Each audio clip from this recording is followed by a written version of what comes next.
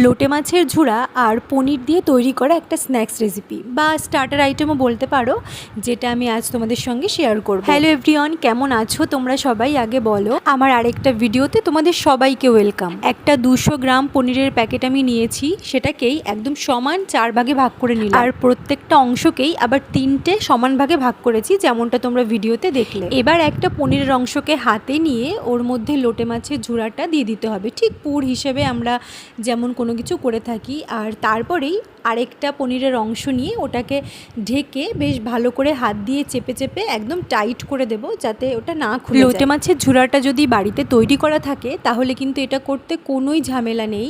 আর লোটে মাছের ঝুড়াটা কিভাবে তৈরি করে সেটা তো আমি আগেই তোমাদের সঙ্গে শেয়ার করেছি। এভাবেই সবগুলোকে আমি রেডি করে নিলাম। তো এখানে 200 গ্রাম পনির থেকে আমার 6টা পিস হয়েছে। এবার একটা ব্যাটার বানাতে হবে। তার জন্য আমি 1 কাপ মতো নিয়ে নিয়েছি কর্নফ্লাওয়ার, আর ওর মধ্যে দিয়ে দিলাম হাফ কাপ মতো বেসন। বেসনের জায়গাতে অবশ্যই ময়দাও দেওয়া যেতে পারে। অল্প অল্প করে জল দিয়ে পুরো ব্যাটারটা ভালো করে গুলে নেব।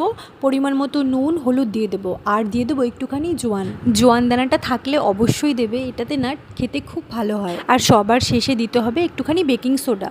ব্যাটারটা আমি একটু গাঢ় করেই গুলেছি, কেননা মনে হলে পরে একটু জল মেশানো যাবে। এবারে পনিরগুলোকে ব্যাটারের মধ্যে ফেলে এক এক করে গরম তেলের মধ্যে ভেজে নেব। ফ্লেমটাকে লো টু মিডিয়াম আছে একদম 7 থেকে 8 মিনিট মতো ভেজে নিলেই কিন্তু রেডি হয়ে যাবে। এটার আমি কী নাম দেবো আমি জানি না, এটা একদমই নতুন একটা আইটেম।